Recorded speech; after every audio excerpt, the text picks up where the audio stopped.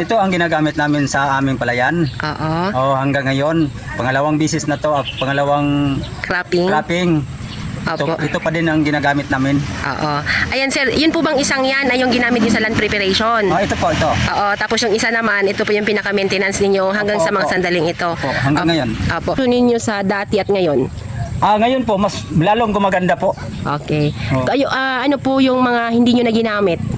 Yung mga synthetic, hindi na kami nag-apply doon. Yung mga pang-spray? Pang-spray na mga pang-spray sa mga uod, hindi na kami nag-apply doon. Ito na ang ginagamit namin hanggang ngayon. Sa madaling sabi, sir, magmula sa herbicide, sa mga uod, insecticide, no, pesticide. Wala na po. Wala na lahat. Oh, wala na lahat. Wow, congrats. Ibig sabihin yung ating rice ngayon, masasabi natin na natural kasi wala siyang spring chemicals. Pero meron pa rin po tayong synthetic fertilizer, tama? Kalis kami.